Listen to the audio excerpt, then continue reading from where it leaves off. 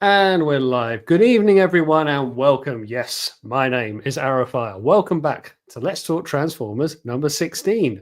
I'm joined tonight by three wonderful co-hosts. I'm joined by Dave, Toyslice, Brandon, Bayverse of Madness, and Moff from Primetime Toys. Gentlemen, thank you very much for joining me this evening. Let us play a loud intro, shall we? Yes, remove your headphones. Why won't it click? It's still not clicking. This is embarrassing. It's too loud. You're too old. Probably. Brandon, you've got no excuse, Brandon. It is literally not playing. You'll have to sing it. I'm not going to do. I can't do it as well as Lee did the other day. That is really annoying. I had a clip all saved. That's really annoying. Okay, well, intro. We're done. Why is that not there? Let's talk Transformers. Thank you. What's the point of me making all? What was the point of having all of that uploaded if it's literally like, no, it's not going to play? All right. Thank you, StreamYard. I will be looking for other providers. However, we can go straight into the news because there was a bit of news. So, San Diego Comic-Con was yesterday. Yes, yesterday. And we had some very nice reveals, which we didn't get till about 2 o'clock in the morning. But a darn sight of Chug figures were released, and we are finally getting Sure Shot in the Chug line. I've got to say, he looks fabulous. This is the only image we have. Gentlemen, what are your thoughts?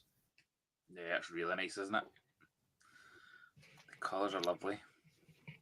Yeah, he looks good. He looks good.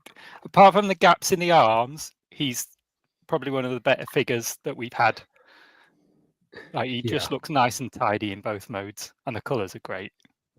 Arm gappage is still something like is a real bugbear for me when it comes to Chug. Like, I just feel, Chug has really made steps up in the last fair few years.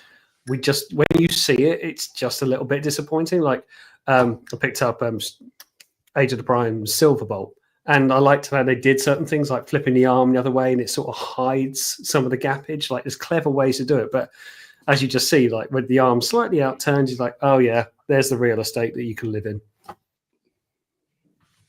But never mind. But Brandon, any thoughts? I agree with Dave. I think the colours are really vibrant. I like the look of the colours more than the figure itself. Immediately when I saw this release, I was like, "There's just really a nice figure." To be fair. Yeah, it's going to be awesome. We have another Combaticon, and this time with Blastoff. And for once, he is a space shuttle, not a fighter jet, although I wouldn't have minded if he was a fighter jet, to be perfectly honest. I think he looks really good. His eye is very narrow. If I zoom in a bit, you might be able to see. But yeah, other than that, he's the right shade of ratio to purple, because I never really understood why the section of his cockpit was purple. Like, he was always predominantly brown, wasn't he? Or have I made it up? No, he was. It's an interesting one because I really liked when they did do the space shot on the last one. I thought it was really nice. I didn't feel, from an individual point, I was desperate for new ones, but I'm impressed so far with each of the reviews. Yeah. It's an interesting choice to make the nose cone of the shuttle into his hands. Yeah. So I think if you turn him over, you'll discover he has visible hands. Yeah. Well, it's very akin to the old toy, wasn't it? Because it was just literally rotate the nose cone around, and that was his hand, wasn't it? It does mean he has very pointy fists. It does, doesn't he? Yeah, he's just cone hand punching everything. But yeah, he looks good. And I think we get at least one other Combaticon in this, so got a few more to get through. If I click on the right thing again, I've got to get a new keyboard. Why is it doing it? I know why it's doing that. Don't make me have to stop sharing and reshare. Fine, I will stop sharing and reshare. God, what is going on with technology today? Talk amongst yourselves. StreamYard's not our friend today. No, it really isn't. I will get this back though. Where were we? Blast off. There he is. Right. So let's try that again. Sherry Screeny. Right, we should see Junkion Jalopy. Yay! What a name is that? It's a ridiculous name, but I love it. I mean, I it's love very these. I love these new made-up Junkions. I have them up here They- somewhere. They are made up, aren't they? Because it Yeah. is literally a case of Retgar and kind of whoever else was around. Really, it's just like, do you want to call someone a Junkion? Yeah, who's going to stop you? Because there's no canon to it as such. But I do like the alt mode. I do think that it's got like a nice Mad Max vibe to it. I love the engine popping out the hood. So it's basically a repaint of this one, Yeah. axle grease, but it's got the Ah, head yes. from the toe line version, and the wheel, the spare tire that's on his arm is from Scrap Hook. It's not included Alright, with yeah. axle grease, so they've done a couple of things differently. But yes, when I got axle grease, I actually commented on one of Mark from Hasbro's posts on Instagram and said I'd love to see this in classic Junkion colours, and I wasn't the only one that put that kind No. of comment. I'm not trying to claim responsibility for Jalopy or anything. You have to now. You've got to make sure it sells because you are now its one and only backer. But I think it looks great, and I love the flame details down the side and stuff. So yeah, I'm going to get that on. That's my kind. You got all the Junkion so far. I don't have toe line, but I've got Trash Master and Scrap Hook and Crash Bar, all the ones that were in the main line, really. Yeah. Because toe line's Nice. not really a Junkion, is it? No. But Jalopy, what a It's name. just a repaint. But yeah, Jalopy looks good. We got Beast Wars. We have Quick Strike. Moff, go on. What do you reckon? I think it's really good. Like the original toy is such a good toy. Like if all they do is take the original toy and work to upgrade it, then I'd be happy with that. I'm happy because it's not the clear beat that just every time I touch my vintage, I have the nerves of, is this something that's just going to shatter? So It's going to break in your hands. Yeah.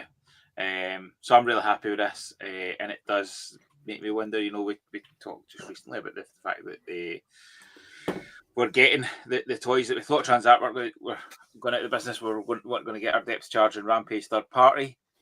Could we get them from Hasbro now as well? Because you got to think. They're not far off now. Is that the only two that are missing for the main cast? Pretty much.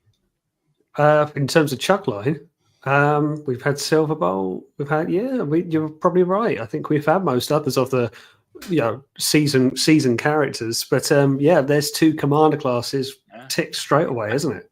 And there must be a fan of Beast Wars in the Hasbro squad, because in the nicest way possible, you and me are real happy with this. This is not the figure that people are like, desperately looking for a quick strike. So it's not like a figure people are clamoring for. So this feels like somebody's pushing for that internally, and it gives hope. And I'm happy with getting if we can get a masterpiece version of Depth Charge and Rampage and a Chug version, I'm all in for it. So, I think this looks very cool. I'm not the biggest Beast Wars fan, as you know, but I just think as a figure in and of itself, this looks excellent. Very good. I absolutely love how it looks like the claws extend to make his feet. I think that's quite a nice detail, to be fair. Mm-hmm. Yeah, I do think it's good, and I think I like, even when you look at the tail, it's almost just reminiscent of the original toy, that kind of multiple jointage, which I've said around the Transart figure, Moff. I know you're a fan of it, and I'm all for you for it, but it was a big letdown for me with the rubber tail, the pipeline tail, if you like, and just completely underwhelmed. Whereas this has got the individual posability, a bit like what you see with Megatron's mace. Yeah, I think Transart's problem was always they couldn't decide whether they were going show accuracy or toy accuracy, and then they never seemed to ever really get. Well, that's not true. They did some of them. They did manage to get really good toy accuracy, but decide on one and go one. This is going for more toy accuracy, and I'm all in for that, because actually the original toy was brilliant. Yeah, it was. It really was. But you're so right about the transparent claws. You take a deep breath every time you handle it.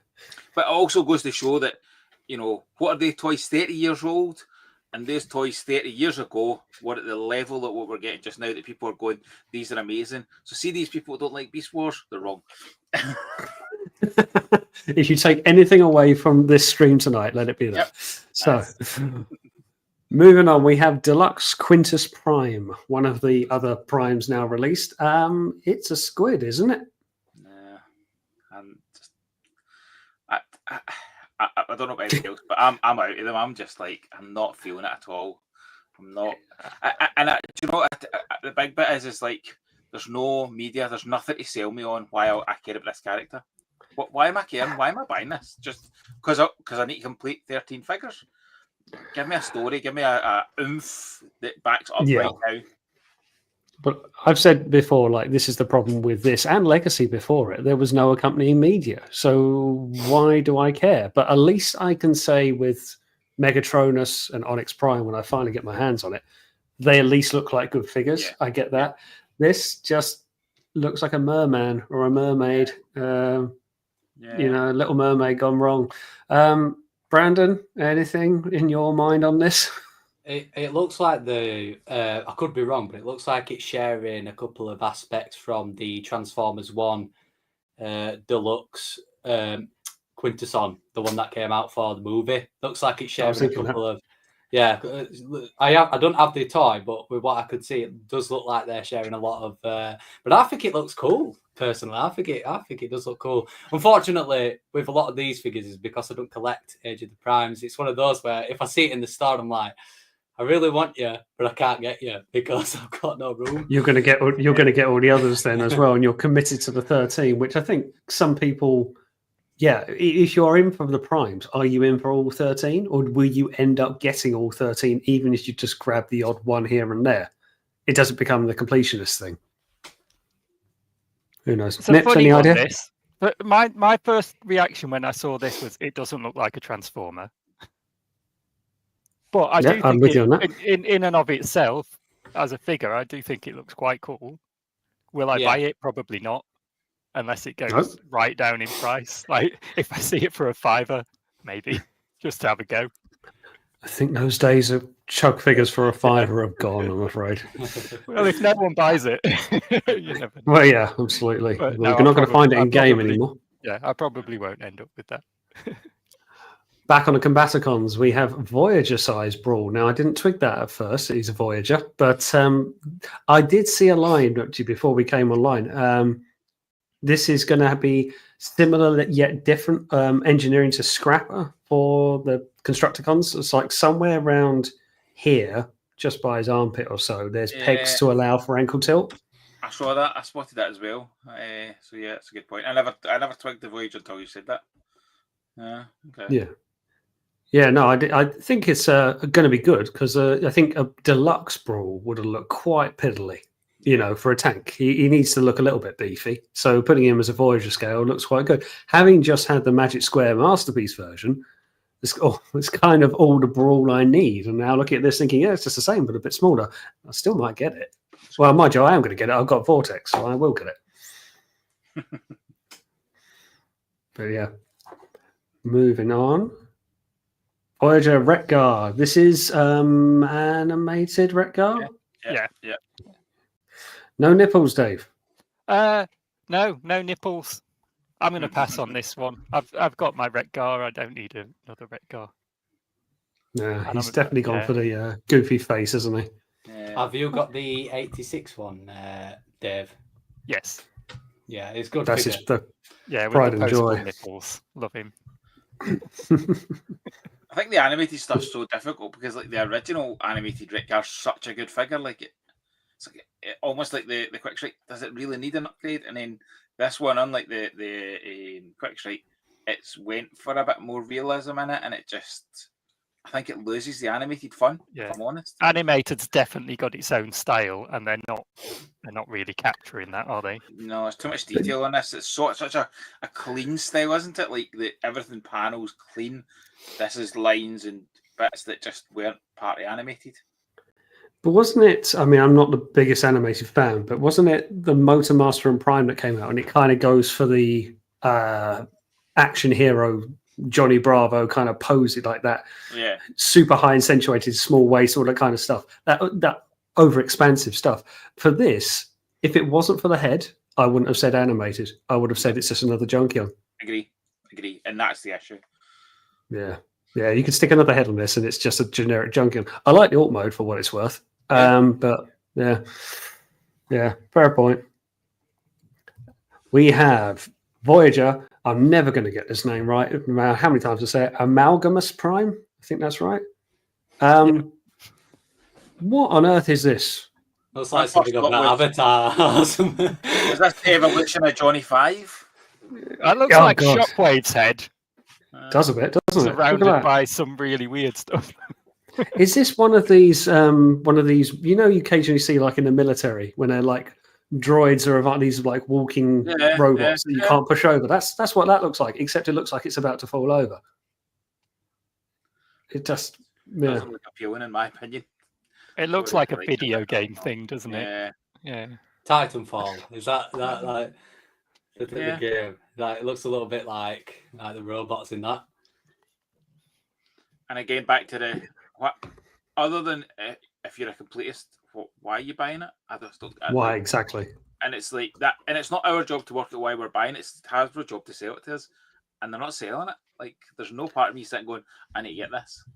There's nothing. That Spoken like a true toy sailor there, Moff. But you're absolutely right. You know, like, why should I buy this hunk of plastic versus the Retgar hunk of plastic? At least I can say that is a Retgar. Maybe not the perfect Retgar, but at least I know who it is, why it is, what it's doing. I have no idea what Grey Shockwave is doing here and why he turns into a squashed dog. But yeah, I don't know. Razor Claw. Now, okay, I want to be sure I'm getting this right here. Razor Claw with this name. Hold on. What is this Razor Claw? It's the Universe repaint. It was the Universe repaint originally, and it was, I've never waited for it to try and get it because it didn't appeal to me, but it was very hard to get hold of. So I think this will be a lot of people will be happy with this. It's just an actual proper repaint, but it's not in a show. It's not. It wasn't a Beast Wars toy. It was a Universe toy. Yeah, that's why I was trying to work out what continuity it was from. Is this the Tiger Hawk mold that they brought out? Yeah, it is. It's the. Did you ever see? So they did this, and the other one, the one that I've always wanted and I've never ever seen. They did a depth charge repaint, and it was listening to the Triple Takeover. Yes. Months back, and they talked about it, and it's like Boba Fett shit, and I suddenly was like, that's it. Boba Fett fan. I'm like, oh, crap! I've always wanted that. Now I really need it. So they did. University did loads of repaints. This kind of cool Beast Wars toys, and they just. I never ever saw them in person. And now they're kind of a bit of gold dust to pick up. So I think this will be. I'm going to buy this because it's such a fun mold, and I can have an excuse to have it in 2 different modes, and the colours are kind of cool. So nice, good stuff. With this one, I am well all for. And Andy Gold, if he's watching, because I just bought one off him actually for the original toy, but I'm going to get another one. Big convoy and leader scale. Awesome. Bring the heavy. I'm with you. I just think it looks the eye looks good. It is, isn't it? Yeah.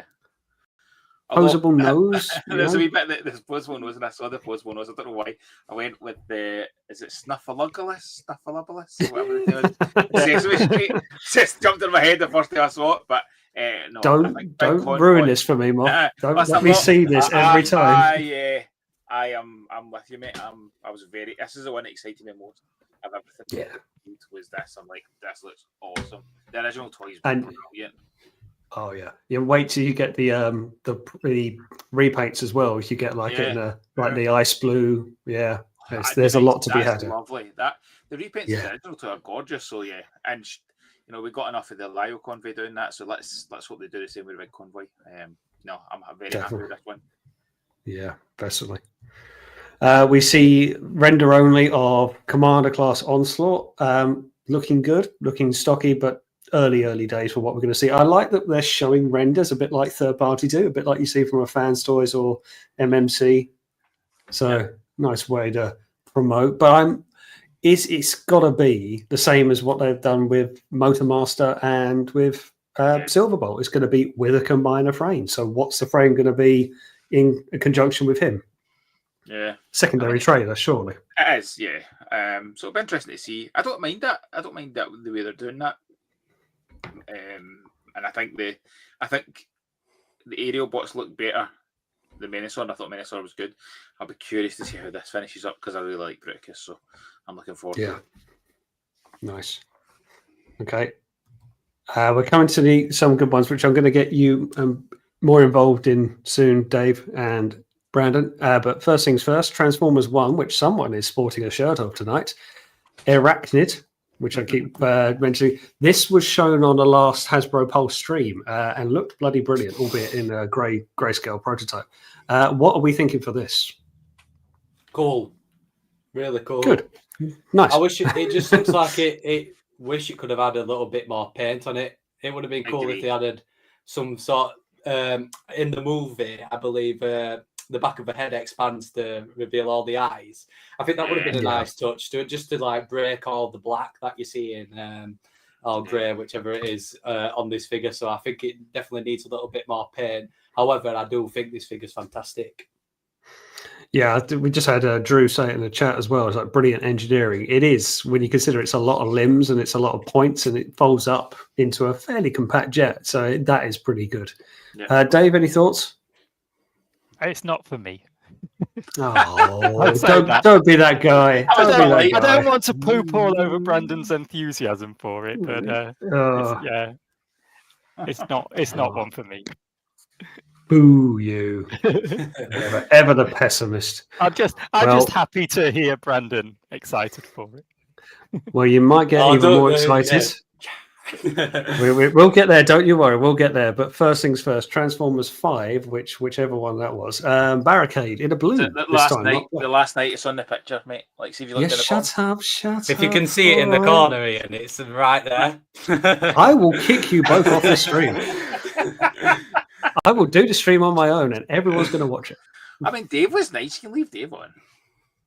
Yeah, he doesn't like Arachnid, but other than that, he's a lovely guest. You two could learn something. Give me time, Moff. Give me time. I'm going to sod you guys up on a quiz so hard. Right, but Barricade in a blue. Brandon, go for it. What do we think? Really excited for this. I'm not really a big fan of the pose I've put him in. Because I don't think you can really tell how the figure's going to look because it looks really weird. However, I do have actually the original deluxe, and for me, I do think it's it is an improvement over it. Not really a big fan of the other gun that he's holding in his right hand. The left gun, the barrel one, it is really accurate to the movie, which I actually quite like and appreciate. What I do like, what Hasbro have been doing with the Transformers 4 and 5 figures is we've not got any in a long time, like over the last few years in Studio Series form. But I like how in the last year or so, they've really taken the time to make sure they're perfect because I think I spoke about this last time I was here with the Transformers Age of Extinction and the Last Night designs. Because the designs were a lot more sleek, it's a lot harder to make them into figures. So I think when you look at like Barricade, for example, he was probably one of the very few in The Last Night where you could actually tell that he transformed into like a vehicle, for example. Whereas if you look at Optimus, which I believe Nemesis Prime's also been revealed, which we'll talk about. But I think they do a good job of making them designs from Age of Extinction and The Last Night into figures like this. And again, even though it's got a couple of bits hanging off of it, it's not really an issue for me because again, I do appreciate that they've put a lot of effort in to make it the best it can be. That's very well said. Yeah, quite right. I do particularly like the alt mode. Any reason why? Was he blue in Last Night? I can't quite remember. He was blue. He had a completely different makeover. So he turns into a Ford Mustang, which I believe that's the. I don't know if it's a licensed Mustang though. I'm not right sure. But I do think it looks really, really cool. However, I'm really looking forward to seeing more images of this guy because like I said, I don't really like the pose that they've put in for him on this stock image. Yeah, fair enough. That's good. Good analogies there. Like that. Moving on, we're back to 86 with Windcharger. So, see, fans always going after a Windcharger, and now Hasbro are going to have a go as well. Go on, Nips. What do you reckon for Windcharger? I have been waiting for this since it was leaked, and I was so excited, and it's a bit disappointing, unfortunately. He's very gappy, isn't he? I'm going to have to get it because it's better than the Power of the Primes one, and the 1984 box updated is kind of the core of my collection. So yes, I'm going to have to get it, but he is quite gappy. That's it's not like you say, oh, it's the inside of the arms or it's the inside of the legs. It's the side panels, and it's a bit like wow, inside the chest. Big gappage in the legs. He doesn't really have properly formed feet. Yeah, He handles over his hands. You compare it to the rest of the mini bots they've done, which I think on the whole they've done a really good job of. And I look at this and go, how's that a deluxe? Like, it just doesn't feel like a deluxe. Looks like a very small. It looks like the alt mode. The alt mode looks cool. Yeah, it's fine enough. Is where the disappointment is, I think. It looks like it's going to be Kingdom Scorponok type deluxe, where it's like that big, like really small deluxe, and feel a bit underwhelming in hand. I mean, the head sculpt's right. It certainly looks Windcharger like, but it's okay, but it's not, like Moff said, it's not up to the standard of what we've had with the other mini bots. As Mick has said in the chat, I fear for Powerglide, and yeah, I would too, based on this. Yeah. We've got to keep going with the news. There's a nice bit of news to go through. Voyager Transformers 1 Alpha Try-On. I do like the look of this alt mode. Unicorn, Lion, what are we saying his alt mode actually is? Panther? Uni-Lion. Yeah. Tiger Lion. All of the above. I don't know. I feel I need to get it? I don't know. But I don't hate the design. I like the head sculpt. He's very pink, I suppose. Probably pinker than I think he was in the film, looking at him. The alt mode head's a bit weird. I don't know. What do you all think? I need to get it because it's a unicorn, and that's the national animal of Scotland. So we're all Scotland. we'll all be buying it, you know. So no, I think I don't you know. Pure nationalist, you. I don't know. I can't. Every time I look at it, I literally switch between. I think I might pick this up to. No, I have no interest. The colours actually kind of funky. I don't know. I'm not convinced either way, but I'll be convinced by seeing it when it's in person. I think that would. It might be one of the things you just sort of see somewhere and go, oh, it might be better, but yeah, I agree. It's not like a big convoy where it's like, wow, I must buy it. Interestingly, it's the same colour as what you're drinking out of, but we'll leave that where it is. Personally, I'm a big fan of this because I really like, and I wish they kind of did this, and this seems to be a thing what Hasbro keep doing, but they had a couple of weathered details, like the green mossy stuff that you see on his back, which is actually accurate to what you see in Transformers 1, because obviously he spends a lot of time powered down in that moss, and he's a lot, like broken down. One detail that I spotted straight away is if you look at his right horn on the top of his head, that's movie accurate because it's broken off, which I thought was really, really cool.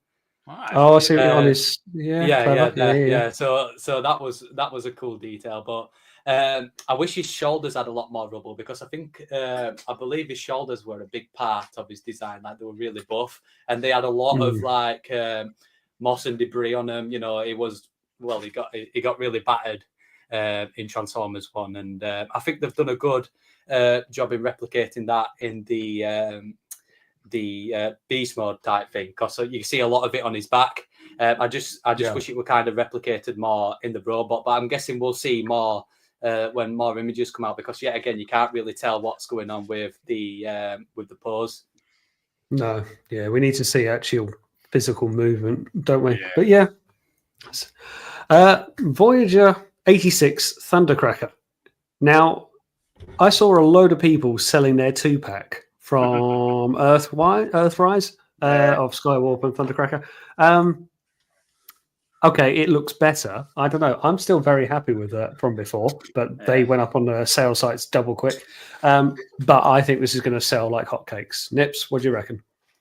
I think it looks good, but I'll probably keep the Earthrise one.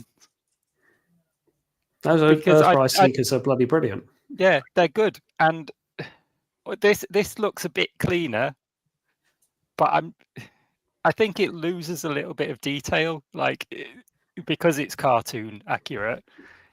It's a very flat grey in the chest, and it hasn't got the same details in it that you get on the Earthrise one and things. and I Yeah, kind of it does. prefer that. It does look cleaner. I'll be honest. I do like the orange like nose cone because Yeah. so many, even in Masterpiece, don't have that, and it was only Make Toys that went down that line with it. I just feel that's really something that gets missed, and it's a little detail, but one I really like. I have no intention of selling the Earthrise 2-pack I've got. Really like them, but I do think it looks cleaner, particularly nice head sculpt. But yeah, we'll see. As people are saying, is it a new mold? I think it is a new mold, isn't it? It's no, they did confirm. They confirmed complete new tooling.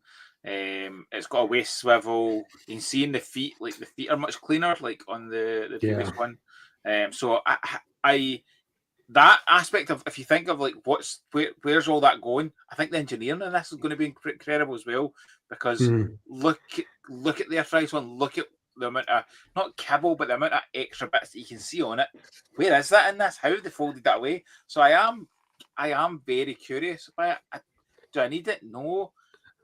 But every time I look at it, I then go, I really want to see what this is like.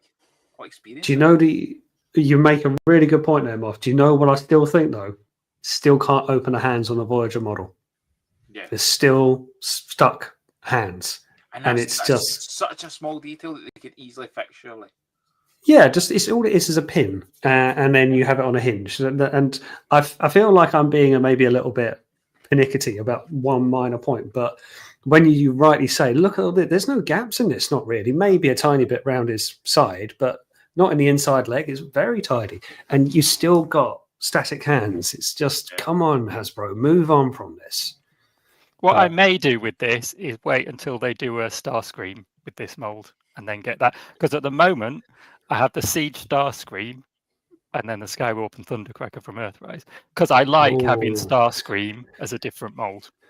It's very displaced. I'm a weirdo like that. I believe the Starscream wasn't too inaccurate as well. I think it didn't look as good as Thundercracker does. Which again, I agree with Dave. It would be really nice if they could remake Starscream as well at some point. Oh, they will. It's they then go down the cone heads, and that's you're committing to one. You're committing to 6, and that's 6. Yeah, straight away. And that's if you don't go down the Rainmakers and the other repaints as well. I missed out in Thrust the very first time it was round, so I got this latest reissue stuff. And I'm over the moon with it. And then this came out, and I was like, I haven't even got that in hand. And I'm already like, do I now need to try and think about getting another one? And I'm like, do I need to? Do we need to keep going down that? I don't know. I'll end up buying it. Well, Brandon, do you want to take on then? So last night, I've read this one this time. TF5 Nemesis Prime with a bloody big sword. Go on, Brandon. What do you think of this? Really, really big fan of Nemesis Prime in the last night, even though it was underused. I don't know what it is. I'm just a really big fan. That big of a fan. I've actually collected nearly every single merchandise that's been released of it. So that's his 3-0 one. This is his YOLO Park one. I'm just a big fan of the character and a big fan of the design. So everything that comes out with Nemesis Prime, I'm a big fan of. So when I heard that it got revealed, because I didn't watch the stream, I just saw like the photos. I was a really big fan of it. However, it just looks like it's the previously released Age of Extinction one, but just with a brand new head sculpt. Because if you take a look at this one, this has its battle mask, whereas the Nemesis Prime has the red scar, which he has in the movie, and has a brand new faceplate. However, I'm a big fan of it because it does actually look, for the first time in 8 years, that we've actually got an accurate Optimus / Nemesis Prime head sculpt for that figure, because a lot of the older figures that came out for Optimus during that time, his eyes were either massive or it didn't look as good. But this looks perfect for what I can see. For me, I think a missed opportunity if you're trying to separate the Leader Age of Extinction one that's just been released to this Leader Nemesis Prime is including him with the double barrel shotgun that he uses to fight Bumblebee in the last night, because this was a weapon that we saw Nemesis Prime use in the movie. So it would have been nice if this was included. I'm not sure if it's included, but again, I think it would have been a nice touch to include him with this. No, fair enough. And again, lovely bit of breaking down there, Brandon. Thank you very much. But I don't think we're done because, and I must admit, I did not twig this was Titan until much later. Age of Extinction, Titan TF4 Grimlock. No one's interested, no? No? Me. I take it. Oh yes. Who Yes. wants Volcanica Society? Piss off, Drew. I know you're there. This is go on, Brandon. I'm just going to respond to Darkman. I hope I've said his name right. it's true. Don't worry about it. He asked if Optimus can actually ride this Grimlock. I have seen images of the Optimus I've just shown riding this Grimlock, and it looks perfect. Like, it looks absolutely perfect. And they've also announced that they're doing the other Dino bots as well from Age of Extinction. I'm not sure if they'll be Titan class as well. But I think this is perfect. I actually have the original 4 or 5 Titan dinos. Wow. So that's the Studio Series leader one. And of course, remaking it now into Titan class, which I think is a big win in my opinion. And it's nice to see Titan class come into Studio Series as well. I've got the oversized KO of that, the leader one, and it's a great figure, and it deserves to be that size. So this feels right size for this. I absolutely love as well that it comes with his staff. It comes with his staff, which the leader class one did not. You had to buy the upgrade kit to actually get that staff with it. So the fact that they've included it in with the Titan class one is perfect, and the fact that you can actually put Optimus on top and replicate the scene from the movie is a big win for me. And again, I think this looks basically just an upscaled version of that leader class, which again I think is a big win for me. Yeah, I don't think they've gone far enough. I think what we need is for RoboCen to make a bigger version of this that's big enough that Brandon can ride it into TFL. Well, that is a really good idea. Brandon, no, it's not. Don't spend £1,000 and then sit on it. You'll just break it. You'll just see me like in the bar area, just like coming in on Grimlock, riding an actual dinosaur. Well, God, no, terrible idea. You will never get allowed in. But it's, I mean, am I right in thinking, Brandon, that this is the first Titan under the Studio Series line for the Bayverse? And it makes me excited for what they could do in the future, because if we take Rise of the Beast, for example, we could possibly see Stratosphere get made into Titan class, which would be nice. And there's a couple of other figures that could do. For example, Revenge of the Fallen could have a Stratosphere. Especially with him being that big plane, so that'd be really cool. There's endless possibilities they could do with Titan class. I just pray that the other Dino bots as well are Titan class. That would be cool. I mean, if they've said they're going to do them, they will be. I mean, you could say Grimlock is the biggest, but they were pretty sizable in the film, and it's kind of like what Moff was saying around the Seekers. When it comes to releasing Dinobots, you're kind of guaranteeing sales, aren't you? Because there are 4 or 5 of them, 6, however many there are. People who will buy them will generally pick up the rest because they are so good as a set and as their individual dinosaurs. I think I might even get this. And it was never my most absolute favorite design, but I really love that alt mode. I love its complete viciousness. I think they'll do well as well, because a lot of people on social media have been asking for them upscaled and also for them to complete the rest of the Age of Extinction Dinobots. So the fact that they've announced that they're going to be finishing them finally, because I believe Grimlock was originally number 7 in the Studio Series line. So that it was one of the first figures that came out in 2018. So we've waited 5 years. Sorry, no, it's longer. 7 years for them to release this. So yeah, I'm excited for it. Fans Toys did a combiner in that time. My God. Sorry, that was just a jab of my own. Well, that was nearly 40 minutes of news. Thank you, everyone who's still watching. Thank you all to going through that, because there was a good bit of news, and I'm glad I had all of you on to bounce that off. Now, there isn't a quiz, but there is a challenge. Now, I did ask these fine folk with about 13 seconds of warning, despite talking for about 15 minutes in the green room before we came on, to grab me a piece of paper and a pen. So some of you who have been on before will remember there is a drawing challenge, and that's what we're doing today. So you have the course of the show, the rest of the stream. Brandon, get back here. Brandon. He said, we get paper. You never gave him time to do it originally. I thought he was trying to run away. Leave the poor lad alone. I've got some paper. It's a little line paper. It would do. It would do. You have the course of the show to draw me a Beast Wars Transformer. You have to then come up with a Beast Wars, didn't it? It had to be Beast Wars. There's not enough Beast Wars love, and I shan't have anyone besmirch it. But you have the course of the show. You have to come up with a brand new character, and you have to tell me what it transforms into, what its names is, and give it a tiny little bit of a synopsis or a biopic. So there you go. Course of the show. Just doodle yourself out, and come the end, we'll look at your findings, and I will begrudge you, I will praise you, I will scold you, and it won't matter a bit. But that's your challenge for me. Right. Whilst you're viciously doing that, let us start off with. I tell you what. Let's start off with this question as a talking point. What is likely? Seeing as we were just talking around movie bots, what is likely to be the next movie?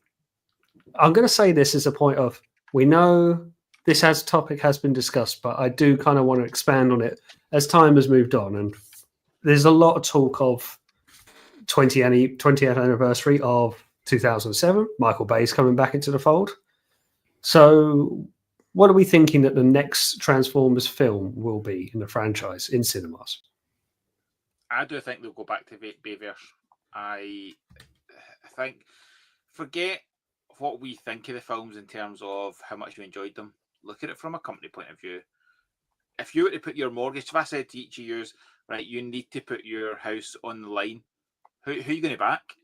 And in the nicest way, you're going to back Michael Bay. Like, whether we like him or not, what has he managed to do, like, success-wise? So I think you'd be tough to find a reason to justify the other ones. Like, we're not going to get a Transformers 2 because, in the nicest way, it was a flop.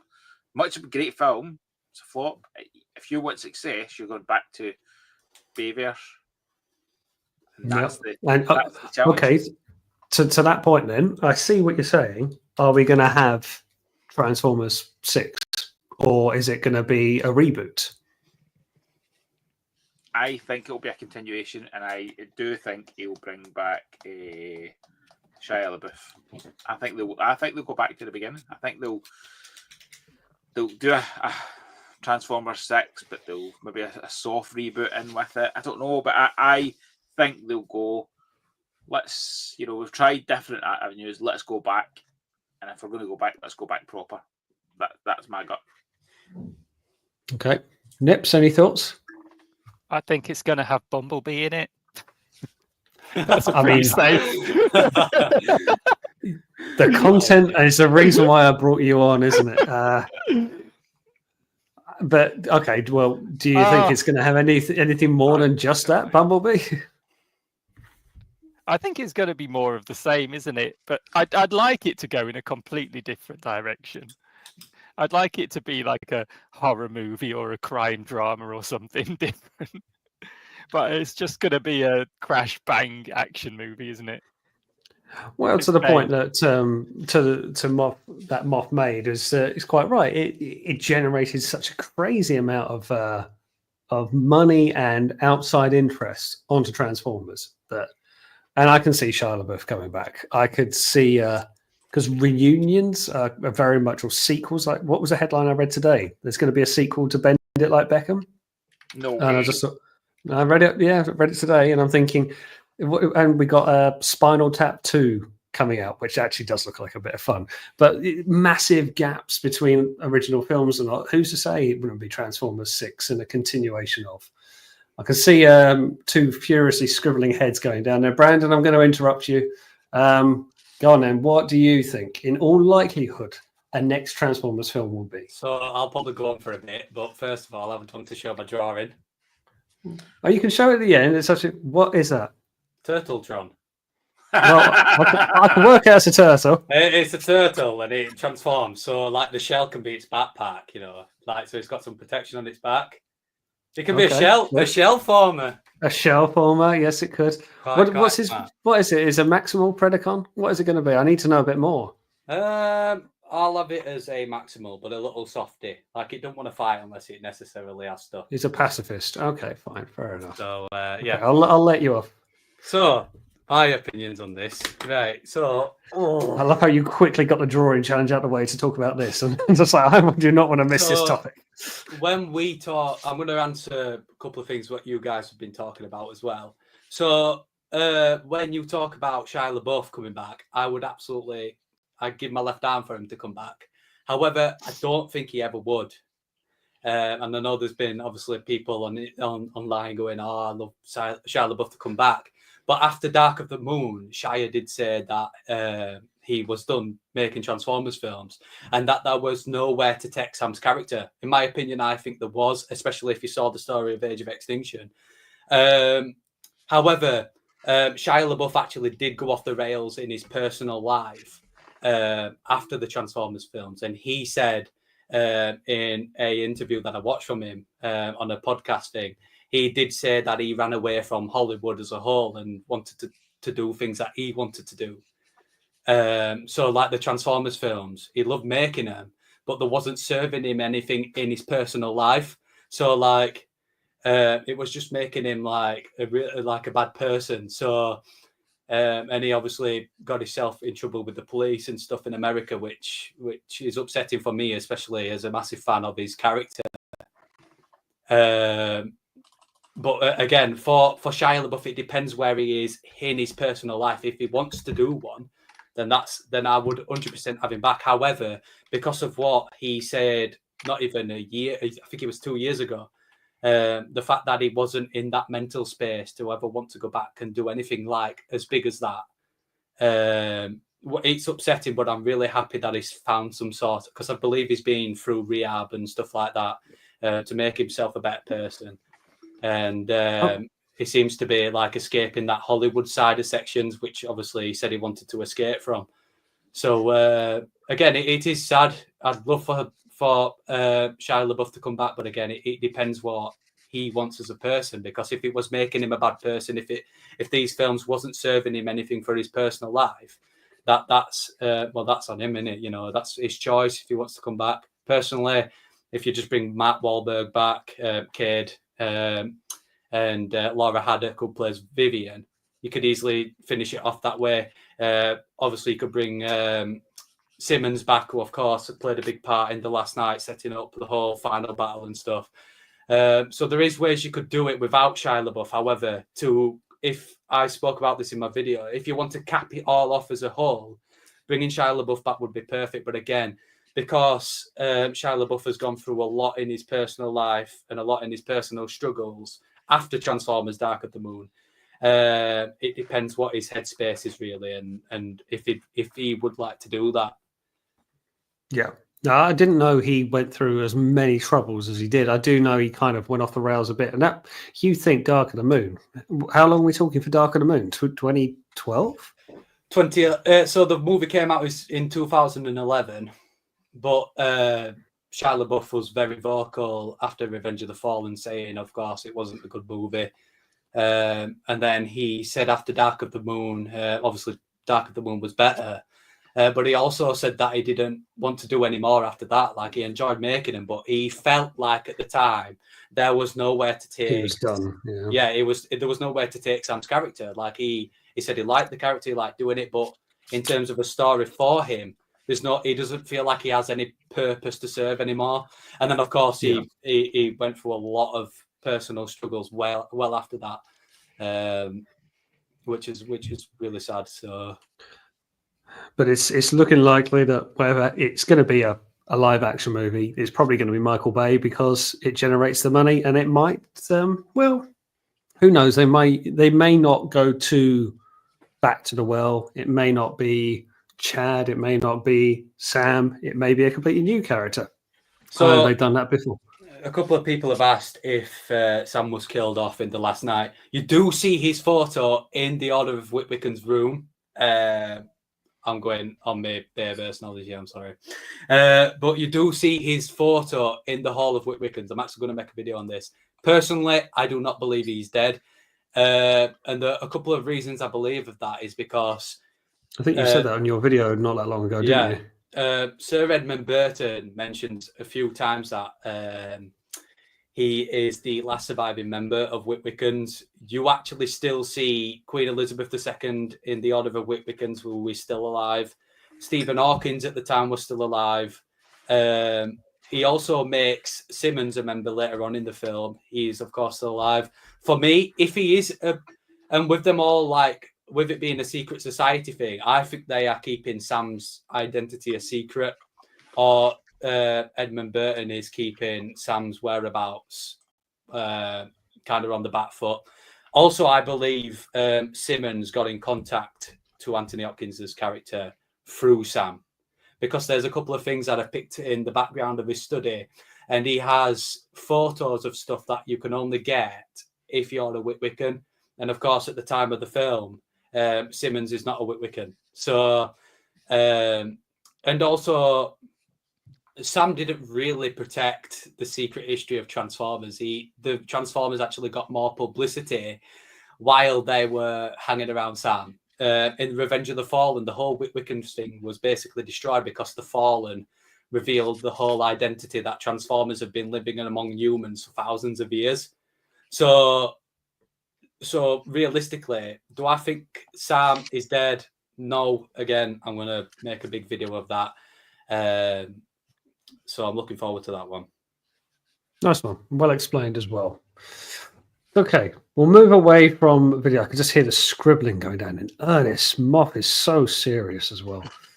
I'm not Why serious. so serious? No, I didn't expect it, if I'm perfectly honest. Well, I hope you are about this question. Here's a question for you now. How do you explain your collection to non-Transformers fans? Well, it can be non-collectors, and it could be anything collection. But it's happened to me, so surely it's happened to you as well. You've had someone come around your house, tradesperson, just to pick a name, and they walk in and see a room, and they go, and then an awkward exchange happens. How do you handle it? How do you deal with it? Is it something you shy away from? I'm trying to think of a personal, yet funny but awkward situation. So, Moff, I'll start with you, as you have your lovely display behind you in your garage, I believe. Does anyone have to come round who is not of the community, and then an explanation is required? Yeah, so post finishing the garage, which is half like kind of office and toy space, and then half Primetime HQ or the stock and all the orders, I wanted to get alarm system set in, so I brought in, this is the last time I had this kind of conversation, so I thought, good example, got an alarm system brought in. So the guy came in, he'd measure everything up and come in, everything, and he'd come in, he was just like, oh, what am I looking at? And he's like, this isn't your kids, is it? And I was like, nope, this is mine. But the joy of this room, so he didn't see a Transformers room, the Transformers room shut off and nobody gets into that really. But the joy of this space, because there's so much different things, there's always something that goes, oh, I remember that, whether it be a Turtles, whether it be, Transformers, whether it be Mask, He-Man, there's always something. So he then picked up on, his bit was my wee Lego Star Wars stuff, and he was like, oh, this is amazing. And he was like, can I pick this up? So I think it's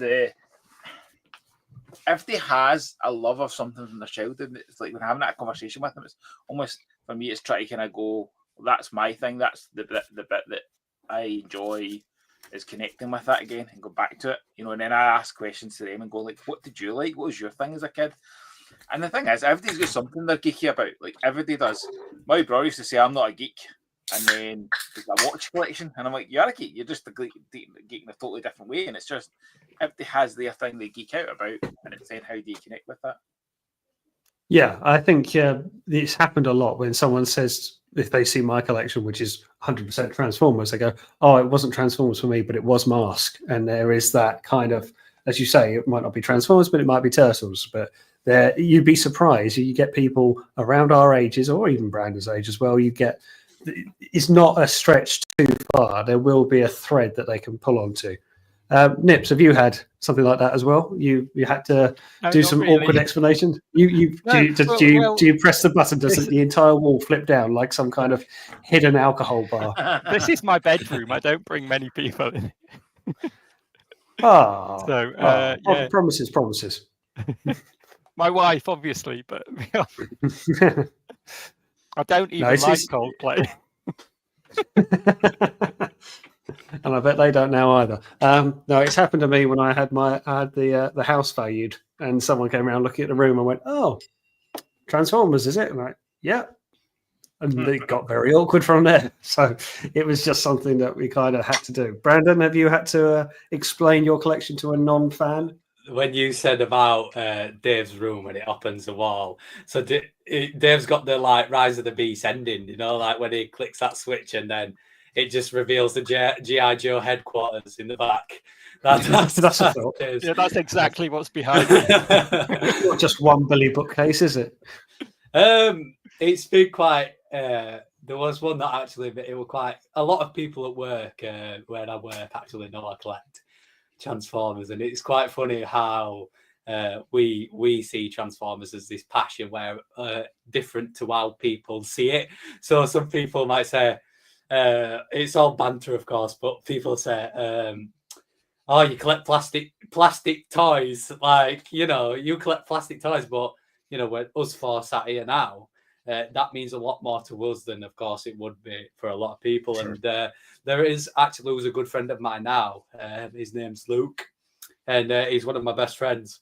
And he actually likes the Transformers movie. So I was like, okay. So obviously this was when we first met, and he was on about them. He was like, "Oh, what do you do?" I was like, "Oh, big fan of the Transformers and stuff." He said, "Oh, I've seen the movies," and I said, "Okay." So I video called him when he got home. I said, "Oh, you said you were a big fan of the movies," like just showed him all this, and it was just in complete and utter, utter shock. So that was a nice reaction when people say they like the movies. I'm like, just give me a call, just give me a ring, and I'll show you what I've got.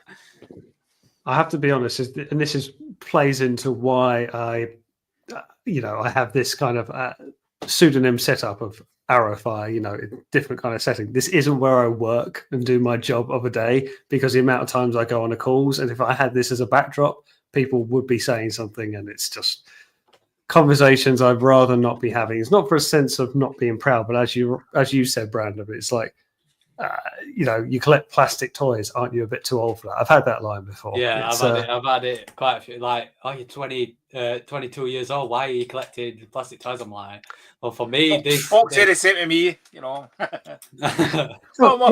That's your job. You box it and send it to people. Well, that's not my job. Well, it's not your job. It's your hobby. But yeah, it can be a bit of an awkward topic to have. But yeah, I've had it. As you say, you're 22 years old. Try 38 years old. Yeah, you get those questions. But yeah, it's something we all have to go through. However, I say that to say this. You say it's not your job, Moff. However, is Transformers a full-time job? Let me explain. It's been going for 40 years. And if you think of we as consumers of a hobby, of a fandom, look at the San Diego Comic Cons that we just had just yesterday. And probably for the first things in the morning, it was one of the first things we logged on to social media and saw. If it wasn't that, then it's the next issue of the Skybound comic. If it's not that, then it's toy reveals. Then it's whatever else. Then it's three live streams in a weekend, and then it's. Some people just have availability to burn, but yeah, it can be so much to process and do. Is it a full-time job keeping up with Transformers? And it depends on your place in the community, whether you're a YouTuber or a collector or guest on other people's streams or what have you. But is there so much content out there? You don't have to be in part of all of it, but is Transformers a full-time job for the sake of keeping up with it? Looking at Furrow Browse, I'm guessing not. Do you mean in sense of like the quantity that's getting revealed? Yeah, I'm going with that. Like in terms of everything that gets released out of the fandom, how much do you think of your day and week is spent on Transformers? Too A lot. much. Well, you would, but you have a toy store. Yeah. I'm not. I have got Considering I collect things other than Transformers as well now, it's Well, it doesn't have to be Transformers, but you Yeah, can it's- include that as well. But yeah, just Transformers on its own. There's a lot out there. A lot of videos on YouTube. Lots of new reveals, especially when you take into account third party and all that sort of thing as well. Like this So- weekend, for example, like my, I joke about my wife. Probably. My wife always goes away this weekend because it's San Diego, and she knows that I'll just be distracted the entire weekend because, like you, Dave, I collect. As you can see, I'm going to collect a mix of things. There's so much. So San Diego is like my Christmas. Just sitting watching the reveals.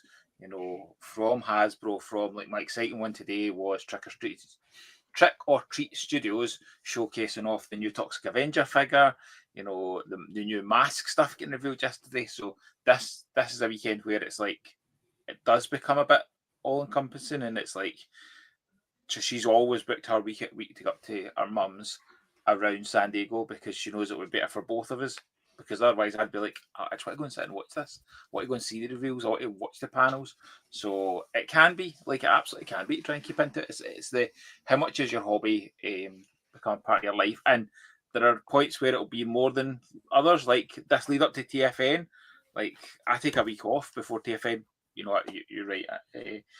I've got a toy business, so the week before TFN, I take a week off my actual work to prep for this. And it does become all-encompassing, and the 2 or 3 weeks leading up to it, all I'm thinking about is, right, what have I got stock-wise? What do I need to bring down? I've got a whiteboard here with notes. I just keep scribbling. I can be on so I do work in here, and I just put a virtual background on. I can be on a call and something comes in my head. I'm writing it down to then put it on my whiteboard to try and remind me because it's hard to switch off at this time of the year. Whereas other points, and I think that's the same as anything, it's how do you take a break from it because it can become too much. And you and I have talked about this, about the aspect of when you're running a YouTube channel, or you're running a toy business, or you're doing something in a community and you're trying to stay ahead, it becomes a bit overwhelming. And it's how do you stop it becoming a job, which is that the aspect of the nicest way none of us work because we want to work. We all work because we need to have money. The Transformers is your hobby, and it's a hard balance to have when you're doing something more in that hobby to stop it becoming like a job, like that bit of, I need to do that next review, or I need to go and list items. And listen, I know you and I have talked about that. There will be points where both of us are like, just give me a break. And that's where, for me, like taking time off, like at Christmas, I take time and go away from it because I know I can take it that time. During the summer, I take that time, and it's taking time off work, but also taking time off the hobby and the aspect of it. But it can be as overwhelming and as consuming as you want it to be, because the social side now in this day and age compared to what it's like 20, 30 years ago is a huge aspect of it. And that can be great, but it can also become overwhelming. It's that self-control, isn't it? Yeah, you are so right. And you made a very, very good point around it's as much as you want it to be. And do know anyone who's watching and listening that put on the brakes from time to time, like Moff just said, you've got to have that bit of unplug.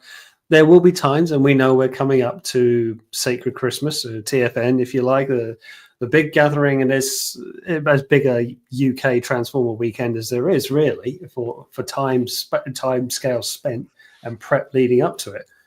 But there will come a point where you can expect it to be heavy. And as you say, San Diego Comic Con, it was only TFCon in the States last week or so. So we had reveals come out of that. And it's one thing onto the next one. You mentioned around reviews. I went from a bit of a lull, and I'm on like 4 character backlog as it is. I'm just thinking now I've got to get it all done.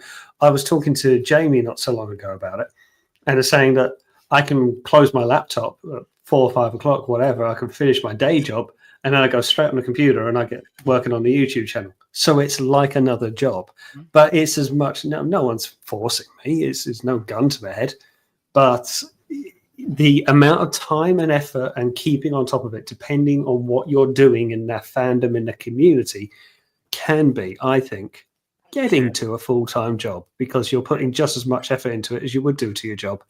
Yeah, and I look at Dave's wearing a TF UK Con t-shirt, and that's a point in the year where it becomes a bit overwhelming, if I'm honest. Like that's a challenge, you know. You do a hell of a lot of prep around there. Between me, Sam, Russ, and Luke this year, it was a bit easier.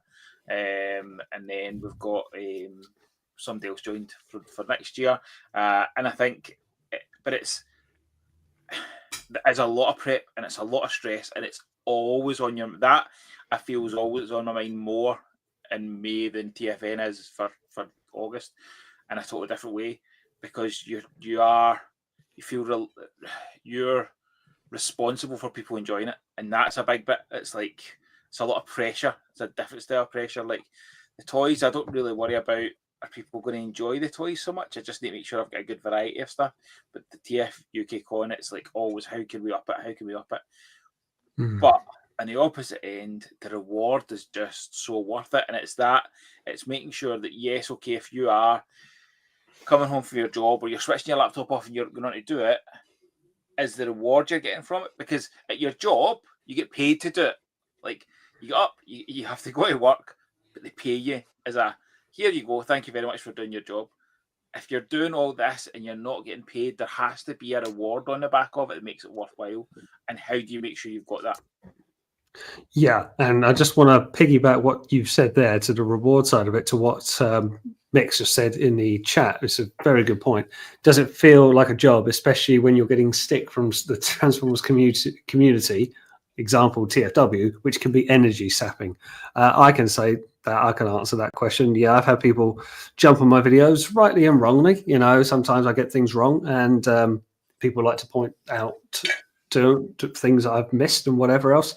And it can be draining. It can be kicking. And then it's like, and I've made the mistake, I'm happy to admit it, a little while ago, a few months back, I bit at someone in the comment, in TFW forum section, who called out on something I missed on a video. And I did miss it, fair enough.